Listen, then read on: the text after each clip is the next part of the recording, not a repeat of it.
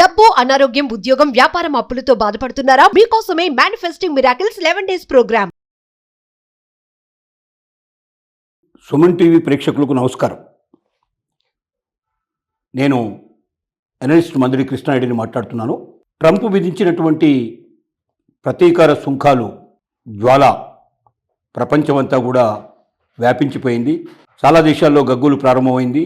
Trump అంటున్న విషయం ఏమిటంటే, మేము ఇతర దేశాల నుంచి వచ్చేటువంటి వస్తువులు స్వీకరించినప్పుడు వేసే ట్యాక్సెస్ కన్నా వాళ్ళు మా దేశానికి ఎగుమతి చేసేటువంటి వస్తువులు, సేవలు చాలా ఎక్కువ రేట్లు వేస్తున్నారు. దీనివల్ల అమెరికా చాలా నష్టపోతుంది. అమెరికా పౌరులు బాగా నష్టపోతున్నారు. ఎక్కువ రేట్లకి అధిక రేట్లు కొనుక్కోవాల్సిన పరిస్థితి ఏర్పడుతుంది. మేము నష్టపోతున్నదని తిరిగి మేము క్యాలిక్యులేట్ చేసి తీసుకోవాలి. కాబట్టి ఇతర దేశాల నుంచి మాకు దిగుమతి అవుతున్నటువంటి వస్తువుల మీద, సేవల మీద పన్నులు విపరీతంగా పెంచుతామని చెప్పి ఒక 4 రోజుల క్రితమే ప్రకటించారు. అతను చెప్పిన విధంగా మరి మనకు అర్ధరాత్రి 1:30 ఆ సమయం లోపల వైట్ హౌస్లో ప్రత్యేకమైన సమావేశాన్ని ఏర్పాటు చేసి ఒక్కొక్క టారిఫ్ని చూపిస్తూ ఒక్కొక్క దేశానికి ఏ రకంగా ఎంత ట్యాక్సెస్ విధించాడో, ఎలాంటి సుంకాలు వసూలు చేస్తున్నాడో చెప్పారు. దాని ప్రకారంగా భారతదేశానికి 26% ట్యాక్సెస్ నిర్ణయించారు. బేసిక్గా అన్ని దేశాలకు ముందుగా 10% ప్రారంభించి కొద్ది రోజుల్లోనే దాన్ని వారికి చెప్పిన విధంగా పన్నులు వసూలు చేయాలని నిర్ణయించారు. ఈ విధానంలో అత్యధికమైన పన్నులు దాదాపుగా చైనా లాంటి దేశాల దగ్గర వసూలు చేయడం ప్రారంభించారు. 50% పైగా చైనా మీద పన్నులు వేయడం జరిగింది. కొన్ని దేశాలకు తక్కువ ఉన్నాయి, మరి కొన్ని దేశాలకు ఎక్కువ ఉన్నాయి. ఏదేమైనప్పటికీ 26% భారతదేశం ఈ పన్నులు అనుభవించాల్సిన పరిస్థితి ఉంది. ముందుగా దీనివల్ల అమెరికాలో ఉన్నటువంటి పౌరులకు వచ్చేటువంటి లాభ నష్టాలు ఒకసారి మనం పరిశీలిద్దాం. అమెరికాలో ఉన్నటువంటి కొనుగోలుదారులు ఎవరైతే ఉన్నారో వాళ్ళు కొనుక్కోవాలంటే ఇప్పటిదాకా భారతదేశంలో వస్తున్నటువంటి మందులు కానీ, లేక ఇక్కడ నుంచి వస్తున్నటువంటి వస్త్రాలు కానీ, లేక ఎలక్ట్రానిక్ గూడ్స్ కానీ, లేక ఇతర అనేక రకాలైన వస్తువులు, సేవలు వాళ్ళు పొందుతున్నారు భారతదేశం నుంచి. ఇప్పుడు అవన్నీ 26% రేటు ఒకేసారి పెరగడం వల్ల చాలా ఇబ్బంది పడే పరిస్థితి ఏర్పడుతుంది. మరి కొనుగోలు తగ్గే పరిస్థితి భయం కూడా ఏర్పడుతుంది.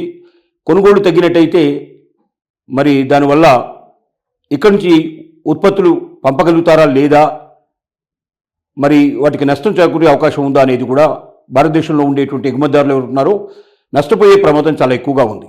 ఎందుకంటే కొనుగోళ్లు ఇంతకుముందు చాలా భారీగా ఉండేవి కాబట్టి ఎగుమతులు కూడా చాలా భారీగా ఉండేవి.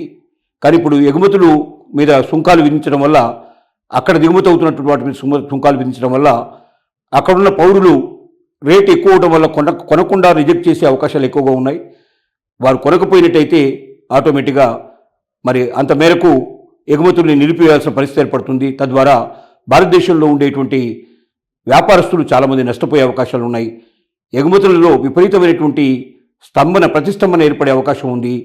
తద్వారా అమెరికన్స్ నష్టపోవడమే కాకుండా భారతదేశంలో ఉండే వ్యాపారస్తులు కూడా నష్టపోయే అవకాశాలు ఉన్నాయి.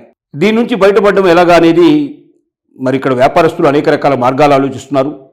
దాంతో కొంతమంది ఏంటంటే అక్కడే యూనిట్లు ప్రారంభించి, అంటే కొన్ని మ్యానుఫ్యాక్చరింగ్ యూనిట్స్ అక్కడ ప్రారంభించి ముడి పదార్థాలని కూడా భారతదేశం నుంచి పంపించి అక్కడ మ్యానుఫ్యాక్చర్ చేసి, అక్కడ మ్యానుఫ్యాక్చర్ అయిన వాటి మీద ట్యాక్సెస్ ఉండవు కాబట్టి తక్కువ రేటుకు అక్కడ అమ్మేటువంటి ఏర్పాటు చేయాలని కొంతమంది ఆలోచిస్తున్నారు.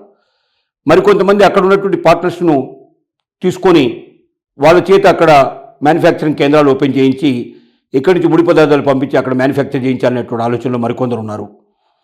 కొంతమంది అంత మేరకు అక్కడ తగ్గించి ఇక్కడే ఎక్కువగా అమ్మకాలు పెంచేటువంటి, లేక ఇతర దేశాలకు దాన్ని మళ్లించి వేరే దేశాల లోపల అమ్మకాలు చేసినట్టయితే బాగుంటుందని నిర్ణయానికి వస్తున్నారు.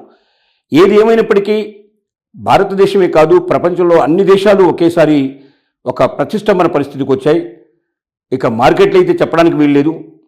మొత్తం మార్కెట్లు ఏవైతే ఉన్నాయో మనకు ఈ స్టాక్ మార్కెట్లలో విపరీతమైన ప్రతిష్టంభన ఏర్పడింది. విపరీతమైన నష్టాలు పాలవుతున్నాయి. రోజు కొన్ని లక్షల కోట్లు ఆవిరయ్యే పరిస్థితి ఏర్పడింది. ఒక ప్రపంచంలో ఉండే దేశాలే కాదు, ఈవెన్ అమెరికాలో కూడా లక్షల కోట్ల మరి షేర్సు ఒకేసారి డౌన్ అయిపోయి అమెరికన్స్ కూడా చాలామంది నష్టాలు పాలయ్యారు. ఎందుకు ట్రంప్ ఇంత ఇదిగా ఉండేటువంటి నిర్ణయానికి వచ్చాడు అని ఆలోచించినప్పుడు ట్రంప్ అమెరికాని మ్యానుఫ్యాక్చరింగ్ సెక్టర్ వైపు తీసుకోవాలని కోరుకుంటున్నాడు. అంటే ఇతర దేశాల నుంచి దిగుమతి అయ్యేటువంటి వస్తువుల మీద ఆధారపడటం కాదు, మేమే స్వయంగా మ్యానుఫ్యాక్చర్ చేసి ఇతర దేశాలకు సరఫరా చేసే స్థితికి మనం చేరుకోవాలి అనేది ట్రంప్ యొక్క లక్ష్యం. ఆ లక్ష్యాన్ని మనసులో పెట్టుకుని, దృష్టిలో పెట్టుకునే ఇతర దేశం నుంచి దిగుమతి అయ్యే వస్తువుల మీద విపరీతమైనటువంటి ట్యాక్సెస్ విధించినట్టయితే అమెరికాలో ఉండేటువంటి వారు ఎవరు కొనుక్కోరు ఈ వస్తువుల్ని, ఈ సర్వీసెస్ని రిజెక్ట్ చేస్తారు. అప్పుడు లోకల్గా ఉండేటువంటి మ్యానుఫ్యాక్చరర్స్ వెంటనే తమ మ్యానుఫ్యాక్చర్ ప్రారంభించి అక్కడ వాళ్ళు ఉత్పత్తి రంగంలోకి ఎక్కువగా సాధిస్తారు. అలా ఉత్పత్తి చేసేటువంటి దేశంగా అమెరికా ఉండాలి తప్ప ఇతర దేశస్తులు పంపించే వస్తు సేవల మీద ఆధారపడి అది బతకకూడదు అనేటువంటిది నిర్ణయం ట్రంప్ది. కాబట్టి ట్రంప్ ఇలాంటి సాహసోపేతమైన నిర్ణయం తీసుకున్నాడు. ఈ నిర్ణయం వల్ల చాలా ప్రమాదకరమైన పరిస్థితులు ఏర్పడ్డాయి. భారతదేశంలో ఇతర దేశాలతో పాటుగా అమెరికాలో ఉండేటువంటి పౌరులు నష్టపోతున్నారు, చాలా ఇబ్బందుల పాలవుతున్నారు, ఇక్కట్ల పాలవుతున్నారు. చాలా మరి స్టాక్ మార్కెట్లు విపరీతంగా దెబ్బతినే పరిస్థితి ఏర్పడింది. అలాగే వ్యక్తులకి కావాల్సినటువంటి వస్తు సేవలు అందకూడని పరిస్థితి కూడా, ఇబ్బందులు కూడా ఎదుర్కొనే పరిస్థితి ఏర్పడుతుంది. కాబట్టి దీనివల్ల మన దేశంలో ఏ నష్టాలు వస్తాయనేది మరొకసారి మనం ప్రస్తావించుకుందాం. ప్రస్తుతానికి ఈ ట్రంప్ చేస్తున్న విధానంలో ప్రపంచంతో పాటుగా అమెరికా కూడా నష్టపోతోంది. అమెరికాలో ఉండే మేధావులందరూ ఆలోచనలో పడ్డారు, అమెరికాలో ఉండే పౌరులందరూ ఆలోచనలో పడ్డారు. ఫలితంగా మరి అమెరికా మాంద్యం ఎదుర్కొనేటువంటి పరిస్థితి ఏర్పడుతోంది. మనకు అమెరికాలో పరిస్థితులు కూడా భిన్నంగా తయారయ్యే పరిస్థితులు కూడా కనబడుతున్నాయి. దీని పర్యవసానం ఎలా ఉంటుందో వేచి చూడాల్సిన అవసరం ఉంది.